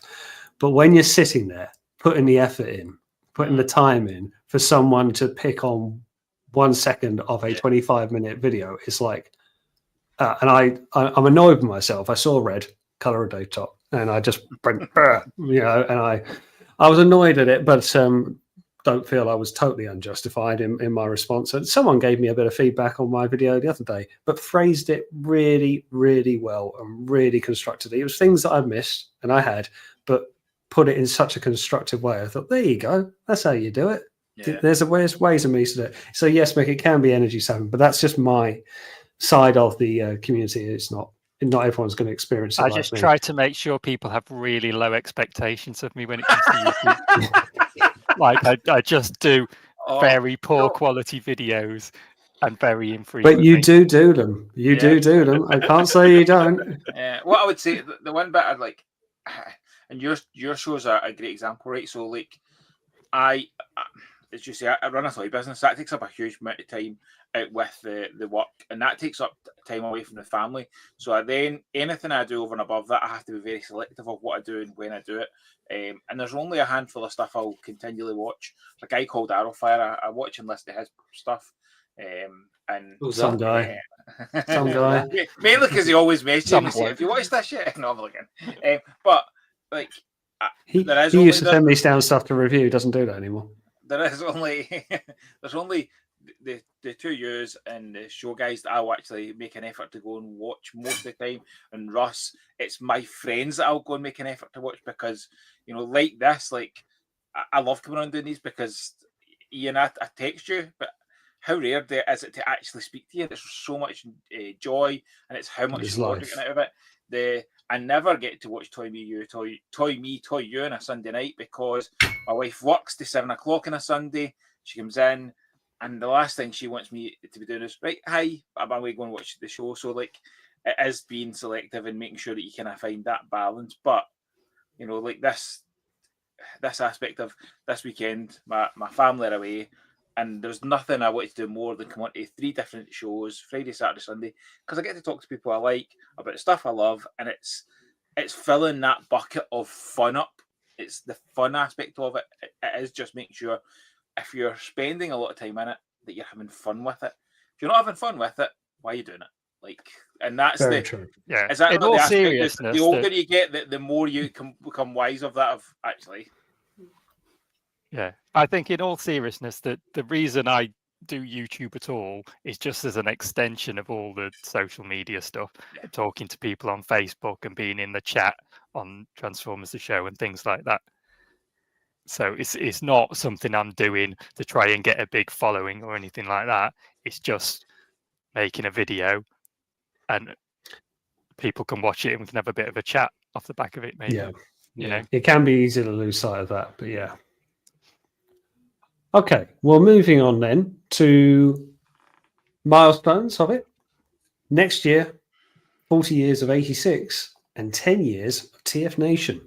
That's quite a nice marker stone for TF Nation.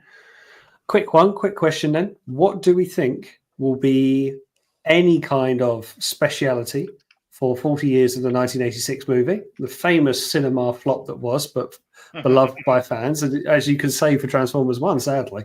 What will be any kind of anniversary for that? And what could be any kind of anniversary for TF Nation? there's also the Beast Wars anniversary next year as well. I'm not going to count chickens based on the toy sales. Having said that, you do get a quick strike, and it makes you go, actually, like, they still. I mean, if 30 years of Beast Wars, and we get a quick strike, you know, it's like.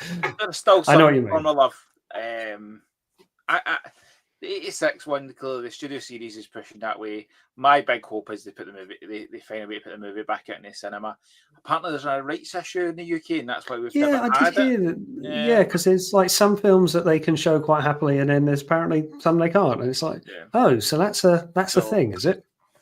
So hopefully we get that. And I know that when it was brought up in a Hasbro Pulse, was it Thew maybe even said it?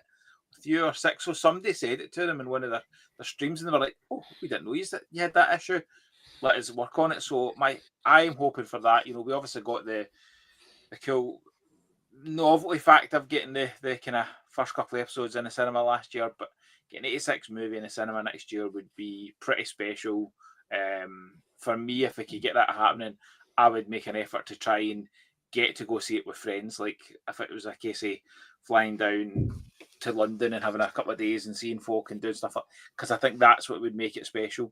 And I think TFN will do something with the 86 next year. Like I think they'll have something with it.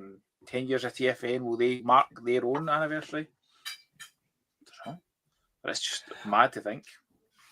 It's a lovely milestone to hit without conventions changing and fusing into something else just over general time. Kind of knowing how TF Nation do things, they don't like to toot their own horn a bit. I hope they do something though. I kind of feel it's a milestone worth celebrating. But Nips, I'll go with you. Anything for 86? I'd like to see them do like the comic book figures they've done, like the Flame and Zauron and things, and the special packing that they did with them with Straxus, something like that, where we get a few characters from the movie, but then they pack them in with like some comic books that are basically a version of the movie over like several comic books that each one's packed with the toys, something like that. Because I love when toys come packed with a comic book, and it doesn't happen all that much anymore. It doesn't happen often. You're right. I think it was Combiner like Wars that. Air Raid. Last one I did that with. That was good fun. Drew's just mentioned in the chat there, 40 years of the 86 thing, which isn't going to happen, but would be cool to add in some of the missing scenes if they actually got kind of redrawn and put in. That would be good, wouldn't it? Just I don't know, make it a 93-minute film as opposed to 84 or whatever it was. That would be quite cool. Brandon, any thoughts around TF Nation for 10 year? What they could do? I'm personally looking forward to next year as well, because it's also the 15th anniversary of my personal favourite movie of all time, which is Dark of the Moon. So I'm gonna, 15 years. Wow. It's going to be quite interesting to see what next year brings. It's quite cool that already they seem to be taking it on board because of the Bayverse reveals that we've just got today, for example. But I am really looking forward to seeing what TF Nation do for 10 years next year, because every year that we go to TF Nation, it just seems to be better and better and better and better and better. So, it's going to be quite an interesting one next year, and one that I'm skeptical of, but in a good way, because it's like, if TF Nation's good anyway, and they know it's a 10-year anniversary, they'll probably just like go full steam ahead on stuff. So I'm really looking forward to seeing what they've got in store for next year. Yeah, I think, I don't know what they can do, if I'm honest, but I know they have discussions way off, and they'll be planning things now for next year, and guests and what space they can use. So Billy's always a little bit coy, a little bit shy when he comes on to the channel, so what he can share and what he can't. But this year's going to be good. It's already looking like a stacked guest list. Really, really excited for it. And I'm just very pleased for them and everyone who's associated with them. 10 years of it. And obviously that extends to the likes of Primetime. And I'm not saying that just because Moff's here, but it's given people a place to go, whether you're a artist, trader, guest, fan, whatever you are, you've got somewhere to go and enjoy it. And you've been able to for 10 years. It's so inclusive, and do it for another 10, which I'm sure Moff would love to have a few extra lines with the added stress over the years for that. The one thing that you won't see is how they handle, like, the relationship I've built with TFN guys, specifically probably Billy and Andy Turnbull, working on how can I get more involved. We're sponsoring a guest this year, and that came out of the Billy and I having a conversation, just saying we want our relationship to grow. What can we do? And I always ask them, like, they're always saying, what more can we do for you for the con? And I'm like, what more can I do for you? What more can I do? Can you give me flyers? How can I promote it? I always put it on the website, and I'm like, so that, the conversation I had with Billy around the sponsorship was just, it was so positive, and it's all, it's the start of the relationship, and it's like both of us were in the same way of looking for what the other person we could do for the other person. It's just a wonderful working relationship, and then I come down for Reading. Manchester's the easiest one to get to, but like, I'll come all the way down for Reading because I know that they look after me, they make sure we're sorted, they do such a good job, and it's such an enjoyable thing. And my favourite part of TFN now is the Friday. See that setup day where it's just the relationship between the vendors and stuff. It's absolutely fantastic. But yeah, I think you're right. I think sadly, I don't think they will toot their own horn, and they should. They should, but I bet they don't, because they're not that kind of team. It's not their ethos, is it? And I wish, for once, like you, I make a point of shouting them out whenever I get a chance to, whether it's in a pre-TF Nation video or a whole video at the end of it. They're very quick to give us a round of applause at the end of it and say, well done to us for making a convention what it is. But they don't like to take credit themselves sometimes, and I kind of wish they would. So, yeah, easy to say when you're not in it, I suppose, but very good that and it's been quite obvious, you've got that very good working relationship with them.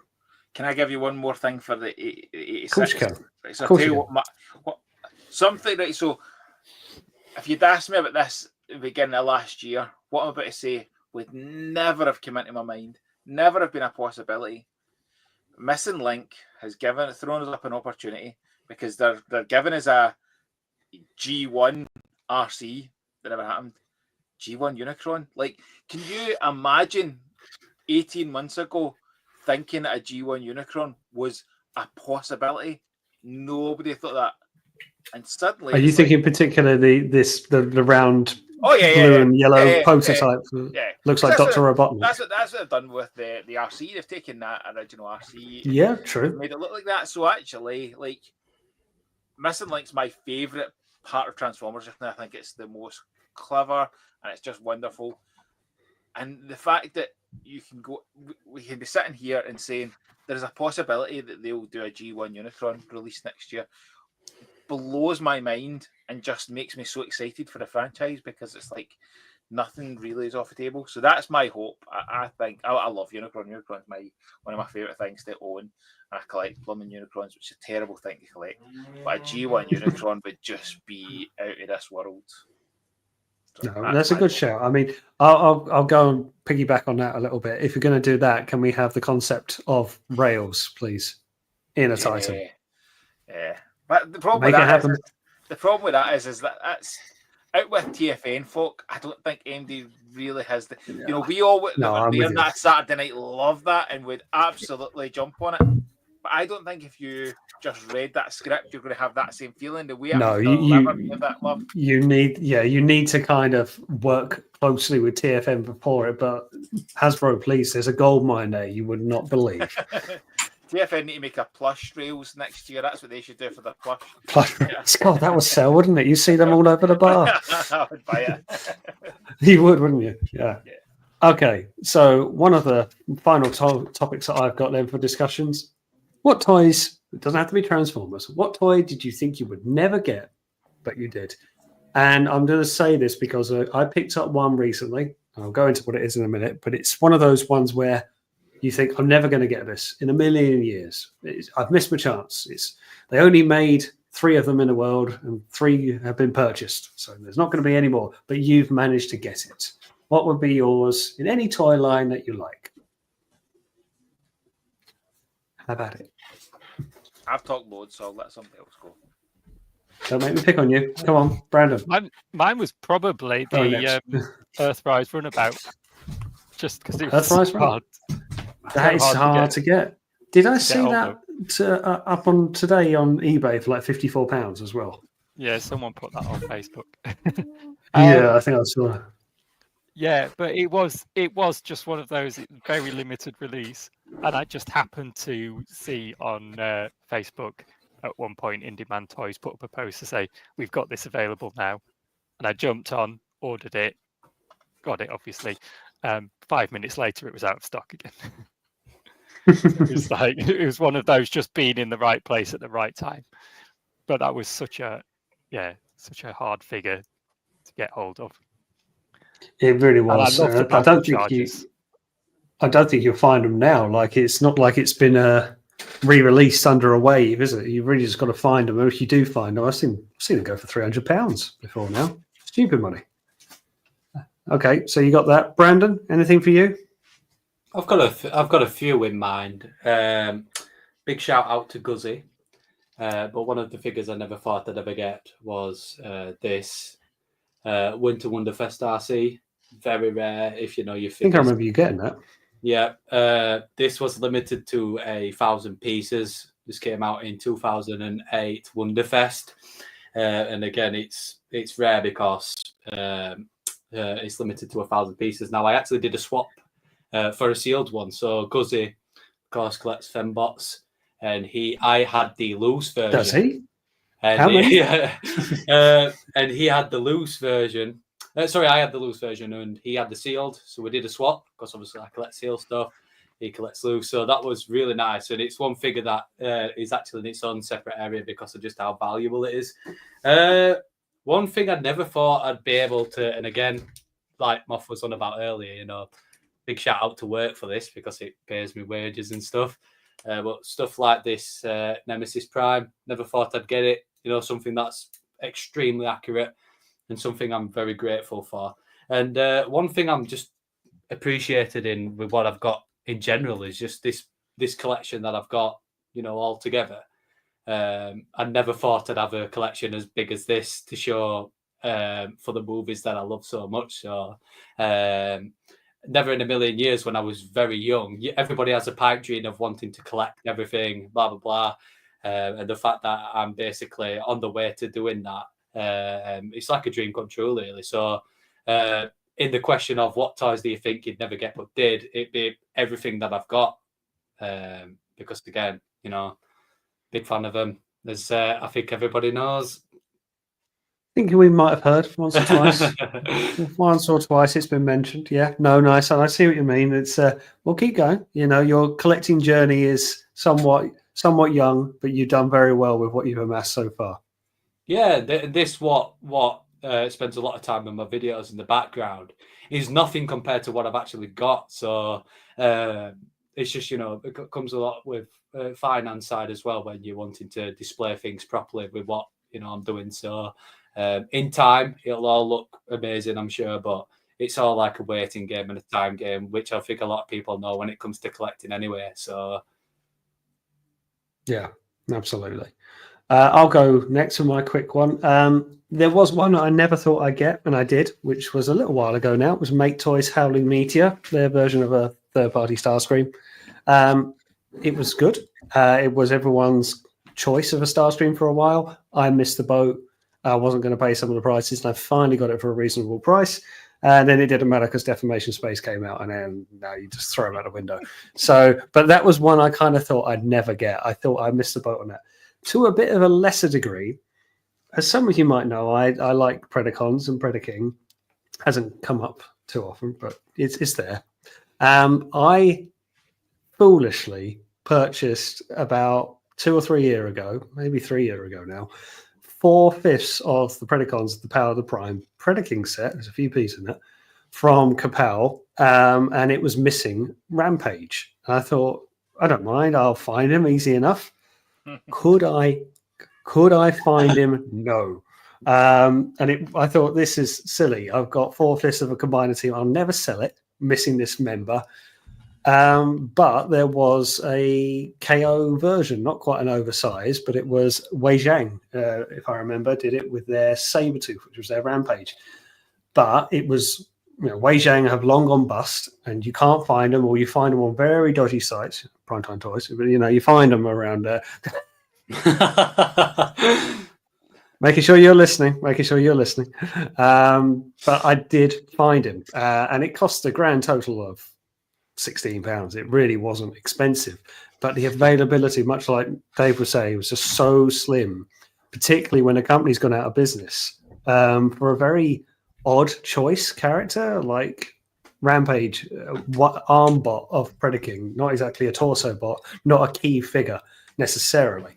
And I just thought I never would. And I remember I took a photo and I put it up on the socials and just said, let this show you that you will get everything you want eventually. It will take a long bloody time, but you will get there. You will find it.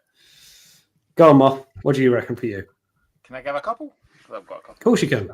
So, firstly, ask me this question again 2 weeks' time in the bar, and I might have a different answer because I'm hoping I'm picking up something pretty special at TMB. But I think don't tease us like that. I can't. I'm not going to say it. I'm not going to say it in case I jinx it. I'll be honest. So fine. I'll let you off. So my first pick will always go back to Fort Max. Like, I coveted that figure like you wouldn't believe, but I just wouldn't. The vintage Encore, the vintage one was just silly money, and it just wasn't easy. It wasn't something I could. You're talking G1 Fort Max. G1 Fort Max, yeah. And then the Encore gets announced during the point where my wife was off pregnant, and she had to finish up for pregnancy early, so we were literally cutting everything down so that we could get our maternity leave as long as possible. And it got announced, and I'm like, are you kidding? And listen, see, at that point, everybody in the fandom was like, this thing's going to sell it. This is going to be such a hard thing to get a hold of. I know that's not what it ended up being, a bit like, go back to that first point. And I was like, oh, I really want that, but I can't get it. I'm not getting it. I'll just take my luck that once you go back, we can get this. And she turned around to me and said, no. You need to own that. Like, I know how much that would mean to you. Just go and buy it. She was willing to potentially cut down her maternity, whether it be for a week, whatever, so I could have that. So that will always be that bit, because I never thought I'd get one. And even it being Encore just makes it so much special. But then I've got some others. So I'll move this side. So Boulder Hill was a toy I coveted massively as a child. And we didn't have a lot of toys as a kid. Like, mum and dad didn't have a lot of money, so I had very limited of anything. Never really had. The only big place I ever had was Castle Grayskull, so I always wanted a Boulder Hill. But the one that probably took the longest is in here, my Bionic 6 collection, which is complete. But the headquarters like if you see that complete, it's 4 figures, and Oof. it is. So this is not a 4-figure toy. I didn't pay 4 figures, but I kept buying. Like I've won 7 or 8 auctions to make a complete one, and actually turns out there's multiple color variants of this stuff as well. But to see to be able to complete something that it took so long, and I literally had 2 bits that was always missing for it to be a fully complete collection, and those 2 bits came up in an auction earlier this year, and it was just see that sense of just actually I've now completed this. Like it was a bulk lot, so I'm going to now try and sell the other spare bits. But that feeling of taking so long, back to what you said, like I knew I could never justify £1,000 for a toy. Like especially once I managed to get a bit, I was like, can't justify that. To wait for it and piece it together. I think that's far sweeter, and was that journey, like that recollection, just means so much to me. And like the van, I had a van from that I got a car boot sale probably early 2000s, and it was beat up, and I've always wanted to upgrade it, and I've never ever shot again. It goes for £400-500 complete, and I won a cheap auction for it last year. Like it just was like, this is just amazing. So those kind of feelings of, I think if you're patient with everything comes to you. It's just how patient can you be to get to that point. And I suppose that I can't not say a toy business. Like back to the point of it being like a job. At some points it can be really overwhelming. At some points it can be really tiring. But I continually turn around and say to the wife, I can't believe how lucky I am. I'm in a position that I get to do this and I get to have this. I've seen you say that before. Like, you love running a toy business, but like anything, you'll get highs and lows. Yeah. And then, so the wife coming down, she said to me on Thursday before she went up to her mum's, she said, "You sure you're okay with me coming to the toy convention?" And I was like, this is one of the best things in my life, is doing what I do, going to conventions, running a toy business. The fact that she actually wants to be involved, like she came and she helped run the stall in Manchester and had such good time. She gets on with the what we affectionately call the WAGs group. She gets on with my friends, she gets on with that group. The fact that she wants to come, I'm like, why would I not encourage it? Why would I not want that? And it is, don't get me wrong, I did say to her, I gave her a warning that I'm going to buy something that's going to be the most expensive toy I've ever bought. Please do not roll your eyes. Please do not complain. Please do not talk about where am I fitting it. Like I've spent the whole she left today fixing the room to be able to fit this thing in. I'm like, please, just don't ruin my weekend. Like I worked really hard for this weekend. Please let it just be the case. But yeah, so I think that aspect of just that continually being grateful and thankful for things like it, just the owning a toy business is surreal. Like I genuinely pinch myself at points and just go, how did this come about? Like how did I get to here? But the toys, like I have a collection, like you said, Brad, I have a collection I could never have dreamed of as a kid, and I do understand that I'm very lucky to have got in this position. But it is just that it's like don't be too hard on yourself. Like you've made the position you're in as well. But I think there's also the aspect of like, how many of the toys can you now get that you could never have imagined would be an option? They're making stuff that you're just like, how is that possible? We're able to get, whether it be a G1 RC essentially, that's going to be a massive part for people's collections. Nobody would ever have thought that was going to happen. Like again, that being a toy collector now is one of the coolest times to be a toy collector. We are catered for in so many ways. There's so many toys that I now have that were not even an option. Like there's one coming out, Movie Maniacs Leprechaun, the Warwick Davis movie. I met Warwick Davis 21 years ago, and we were talking about a figure at that point that had been cancelled. And he's like, they'll never do a figure of mine. And now they're doing one that's coming out next year. I then now need to find a way to track him down to get him signed. But like that aspect that like, we are so catered for as geeks at our point. You've got articulated Turtles figures, you've got your Missing Links figures, your Origins figures for He-Man that are like the toys that they should have been as a kid. We are catered for in ways that we cannot believe, and it can be overwhelming because there's so much. But it's just, how cool is it to be a toy collector this time? Yeah, it's overwhelming, but we are lucky, and I've said that before. Like, we are lucky that there's so much out there that we are catered for, when there's many other toys lines that haven't factored in that far. Yeah. I'll quickly just give another little shout out on mine. I won't say who it was, but I was able to pick up a particular Predaking 2010 Takara reissue of the G1 release in a box set with a die cast. Got it through very fortunate set of circumstances. I love it. Never thought I'd get it.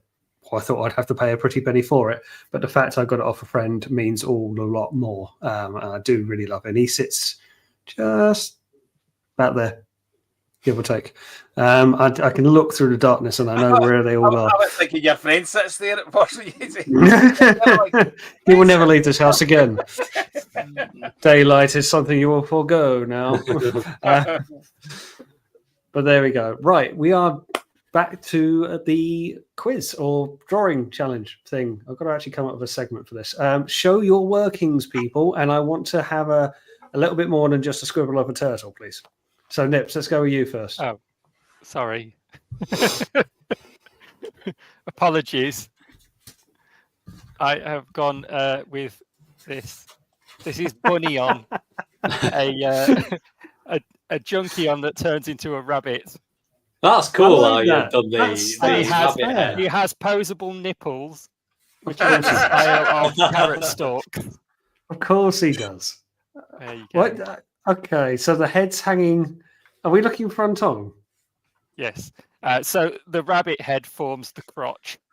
Of course it does. Upside down. That just reminds me of that figure with the crotch, when the Iron Romance, the Rampage with the crotch. So crotch in a figure, like crotch rabbit. Bunyan. There you That's Bunny on. Yeah, A Beast Wars junkie on. It's something I never thought I needed, but there we do. Right, and how do I get you off solo screen? There we go. Exit from solo mode. Right. So we've already seen Turtletron. Was it Turtletron? Turtle something. There could be some more. There could be some more. Have you got more? Have you done more? I have got more. Yeah. All right. No, let's go to Moff first, and we'll finish off with you. So go on, Moff. So I just watched with my youngest. We watched Wicked last weekend. So I thought of a Fusor, and I thought of like kind of the flying monkey. Nice. So I'm not great at drawing, right? So like Whoa. from Oz. Oh, I love the shading. But I also did cheat because can I share my screen? Yeah, you share it. I'll stick it on screen when it comes up. We hope. Should be a request to share. Yeah, I cheated. There we go. I used the AI to do one in the background. That's pretty heavy. So it's just kind of it looks more like a nut sprue, but look at the kind of way the feathers work. I quite like that. So anyway, so I called him Oz. Oz. Because flying monkey. Oh yeah, fine. Yeah, I was thinking like you just went 2 letters. Right there you go. Job's a good one. No, just that it was a flying monkey, but it was that was in my head as soon as you said it. Beast Wars. I thought a flying monkey like an Oz, obviously. Oh, fair enough. Okay, good stuff. Go on then, Brandon. Anything more past the turtle? Okay. I have. If it's 4 turtles, that would be even better. It's 4 turtles. Unfortunately, I am absolutely rubbish at drawing. So obviously we have the iconic Turtletron. I don't think that's bad. Iconics is definitely a word. I don't know if I spelled it right either, but there's Turtletron. What colour of bandana would they have? But and there's only one right answer. What colour would you say, Moff? Well, no, that's cheating. Like, come on. You just used AI to do your drawing. You can't say dick.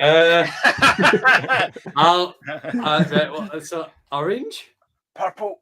No. Oh, I think what I'm going to do, me off, is I'm going to put a purple bandana on him. That's a great idea, Brandon. I think that's a good Always idea. liked you. Always liked you. Thank you. So there is Turtletron. And then, a drum roll, please. We have got another one. We have got drumming. this guy. Why do I look like I'm a? So this guy is a My pretender. neck is well disproportionate to the rest of my body. That's the issue with proportions. No, that squiggle thing is your beard. So I don't know if you can see. I look like a vampire. No hair. Getting someone's face. Yeah, So basically, it's more like Moff than me. The backstory of this is ArrowFyre is the brother of Alice, the pretender from Revenge of the Fallen, and he can transform into a human, and he is a Decepticon. So he's trying to look for Sam as well. And there we have his iconic catchphrase at the bottom as well. Oh, I didn't pay him to do this. I think that is absolutely fantastic. Again, if you read the Revenge of the Fallen comics, ArrowFyre does appear. Well, there you go. now, seeing as it's down to me to choose a winner, how the bloody hell do I not choose Brandon after that? I'd be massively ungrateful for doing so. But I do particularly like Bunyan as well. I will say that. That's very good.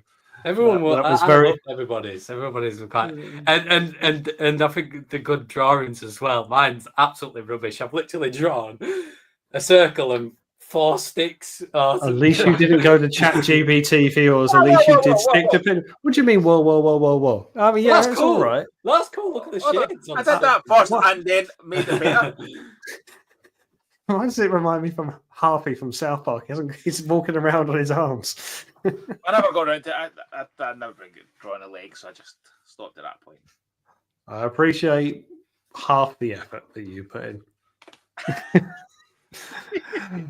Good job, everybody. Right, so good job. We are coming up to the end of the stream, but obviously we'll just do a little bit of a round robin. TF Nation coming up now. Nips, we know you're not going to be there. Very sorry, you're not going to be there, but we hope to see you at one day. But we will probably see you at a UK con coming up. Yes, I'm hoping to go to Reading Minicon. This year, November. Reading's not too far from me, so no, fairly close for you. That's pretty decent. Let's hope for better weather than it was last time. That was a fun drive home. But yeah, okay, now that's good stuff.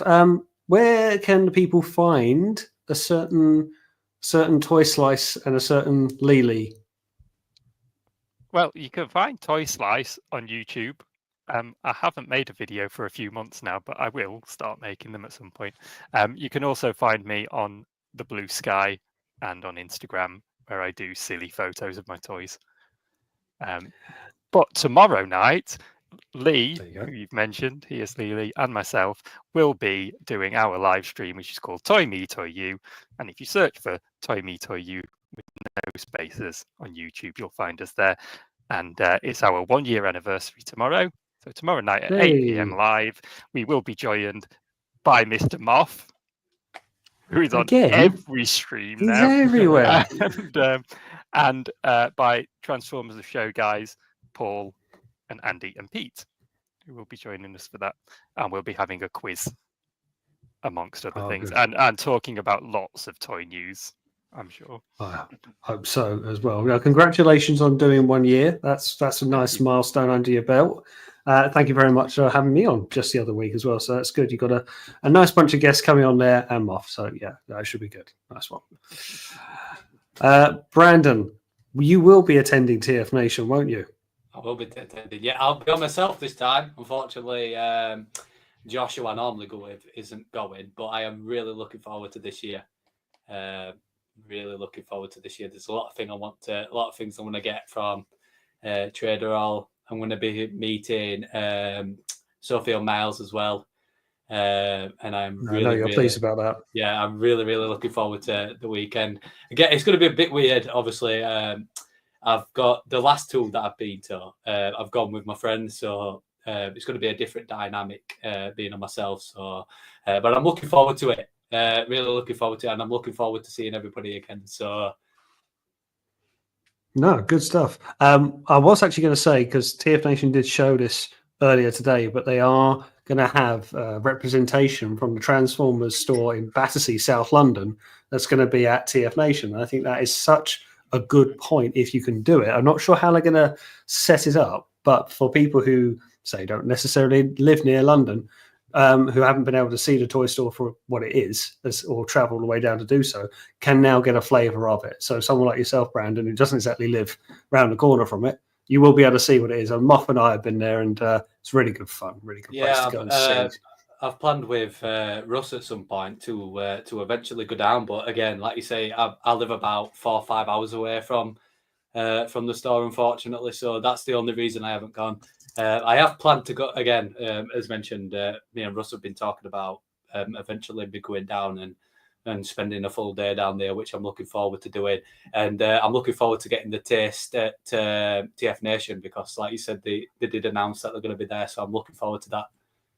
Yeah, I don't know how it's going to go, whether in terms of stock or if they're going to necessarily do a panel, or if people are actually going to be there. They did say a pop-up, so my headspace went straight away that there will be proper stock, which will be really cool, because they've got some really nice stuff. Like, I really, it was, for me, that was really enjoyable, because I got to do it with you and Sam and like my friends, and that made it kind of a bit more special. But the store itself was really cool, so I thought it was really fun as well. So you'll enjoy it. Yeah, me, Sam, and friends. I didn't fall in the friends category. Just sort of say that. Well, no, hold on. Yeah. I didn't want to name everybody. I specifically named you. Like, what? You did. I'm winding you up. Right, go on then. What are you most looking forward to? Well, you're traveling down on Thursday. So yes. What time are you going to be setting off? 4 o'clock in the morning?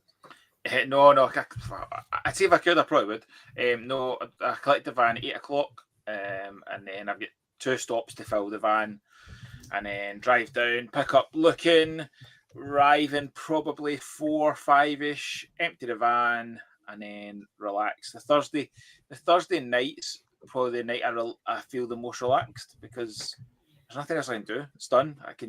And then Friday I don't get to set up until about 11 o'clock. But no, I can't wait. I'm really looking forward to it. And it just every year just gets that bit more exciting and that bit different. I've got a bigger stall this year, so 50% bigger than we were last year. I'm still, things are arriving, and things will arrive the day before we leave. I'm sure. Things arrive today. Like this was an exclusive, and I managed to get some stock. It was an exclusive to a Mega Lock, but I managed to get. Is that the black one? Yeah. So I managed to get this small quantity of stock for that. So there's stuff arriving every day, which is a bit overwhelming, because it's like, oh my goodness, there's so much. But I've ordered loads of stuff, and I've ordered loads of small quantities of things, just because I think I want there to be something on the stall for everybody. That's my headspace. So there's stuff on there that's not even Transformers. There's like, what have I got? Like Turtles, Pops. There's loads of stuff, just loads of fun stuff. So no, I'm really, really looking forward to it. Looking forward to meeting Neil Kaplan, seeing him in person, kind of chat to him. Looking forward to meeting Scott McNeil. Like, that's just you and I. As soon as that happened, I was like messaging you, because I knew so. It's like, I know who's going to be so excited. Like, that's just awesome. So the lineup's fantastic this year. It really, really it's is. It's a very good lineup. So no, it's going to be absolutely fantastic, and it's been far too long since I've seen you, Ian. Like Reading last time I saw you, is that right? Reading, yeah, Reading. Since you and I last met in person, because I didn't see you mentioned. Oh, sorry, Jan. We just talked about the show. Of course, to the story. Yeah, sorry, sorry, yeah, we did do that. But that feels, I feel so long ago. So it does, doesn't it? No, I'm really looking forward to it. And it's, I heard this morning that their ticket sales are close to last year, which is frightening. No, that's good. It was going to go, because last year, obviously, the 40th anniversary, I thought, is that just a one-off? But no, impressive figures for it to pull in, and there's lots of cool stuff I know is happening. Well, when I had Billy on my channel a couple of weeks ago, he was saying that it was on course to be the second most attended TFN, because they had such a huge numbers last time. And I thought, okay, well, that's still very respectable. Nothing wrong with that at all. But as he rightly said, and you'll get this with a lot of conventions, I'm sure even to a point you'll get it with UKCon as well. You get like a last minute surge of people who can suddenly attend, and plans change up. So that is very good for them. So you're all packed out. Is it just the one van? Just one, but a big, massive van, like a big, huge van. The biggest van I'm allowed. Well, not actually, I can drive bigger, but the biggest van I'd be comfortable driving. We won't, for the sake of the DVLA, they don't need to watch this bit of the video. No, I because I'm old, I can drive a bigger van, but this is the biggest I feel comfortable. And it's then just stock levels as well. But as I say, 50% bigger stall, and a massive variety of things, and there is genuinely like piles of stuff still that might arrive. And I was saying this last night. You don't know what's going to arrive. This is the fun bit. That's the kind of fun bit. There's things that you're like, oh, I really hope that arrives. Bandit, for example. Like, I really hope that arrives. It might not, right? So it might not. It might. But see, 2 years ago on the Wednesday, we were driving down the Thursday again. The Wednesday, the Mod Fans Ruller dropped, which was a toy that nobody had in hand at that point. Nobody knew anything about it. Brand new company. And we took them, and you must have sold every single one. Everyone bought one. Yeah. I literally we were sitting on the Sunday, and I was messaging my wholesaler trying to get more because it just was so.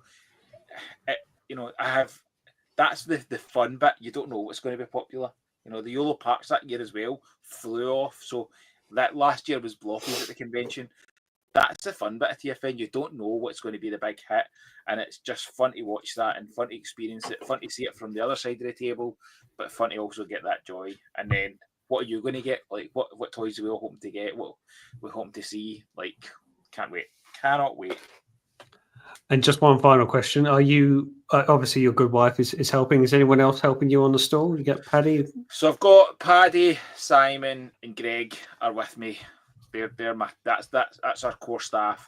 Primetime. Andy will take a wee turn behind the stall for a wee while. The wife's desperate. She enjoyed March. She stepped in last year at March, just a last minute, change of plans. She stepped up last year, didn't actually run the stall. She just came down with me. This year, she was like, "Oh, I fancy it," and she had such fun at it. She's like, "I really want to do the big one now." And I'm like, there's enough space. You can come behind. Why not? It goes back to what I said earlier. I feel very privileged and lucky that I've been in this position to do this. So when people are wanting opportunities, I try my best to give them. So Sam's going to spend a wee bit of time behind the stall as well. I think he's going to do it a wee bit as well. So it's giving opportunities to people. And I've just remembered something that wasn't on my list by saying Sam. So that's good. We had these cool picture frames at TFN at TFUKCon. I remember, yeah. So the ones that Lucan designed, wasn't it? And I've just remembered I've got one for me and one for looking for TFN that I totally forgot about. So I'm glad that just popped in my brain there because that wasn't on my list to prep. And this is exactly what I said in meetings the next week before I finish up. I'll be scribbling things down as I remember them in the middle of very serious conversations with clients. And I will say, Hawaiian shirts. Yes. So the first stock of them arrived today. So we've got 3 different versions of them with the Soundwave. We've also designed next year's already, which is movie themed, which is awesome. And it was one of those ones where Luke and I talked about it, and we were both so excited that we finished designing that before we ordered these ones. So this T-shirt without the Primetime Toys logo, this T-shirt will be available for sale on Lucan's Tees, and the Hawaiian shirts will be available on Lucan's Tees as well. I remember I was watching Lucan on Twitch, and he was saying all of the Hawaiian shirts are ready to go just the other day, actually. So, yeah, should have some nice wears. I didn't actually say, sorry, Brandon, I'll come back to you in a second, but that's the TFN side of it, which is only a couple of weeks away. Where can we find you on YouTube, Moff? Because you have started doing a few things for PTTV. Yeah, so we have taken a wee bit of a break, just some personal things going on for both of us. We took a bit of a break. And back to the kind of aspect of spending time. Simon, before Simon and I started doing PTTV, Simon was more an acquaintance. I wouldn't class him as one of my close friends. And over the last year and a bit, he's became one of my absolute best friends. So that's the absolute joy of it. We've been determined to get back in. We were so excited after TFCon. We're like, let's do this. and it just life just gets busy. But this is the worst time of year for me because I'm so busy with the toy stuff. But PTTV will be back. We will be back to regular content, hopefully post TFN and doing more stuff. But Simon's been doing some stuff and keeping it going while I've been taking a bit of a break. Good stuff. Glad to hear it. Yeah, and you've got a busy schedule. So once the dust dies down, once you've made a long drive back home, then maybe turn your eyes to it once more. Sounds good. And it'll also be then, I'm going to just quickly show you. So there's I'll give you a review of something that we're doing just for fun. Always. So once I come back, the next bit will be getting things in position for TFUK Con 2026. T-shirts. Tickets going up, but there's also going to be merchandise, and I'm going to tease one of the things. This is not exactly what you're going to get, but one of the things we may have. Hold on, let's see. Sunglasses. Yeah. I'll put you on big screen. Oh, yeah, that's golden. Let me put you on solo screen. There you go. So you'll be seeing me. Oh, that's clever. Oh, that's clever. cool.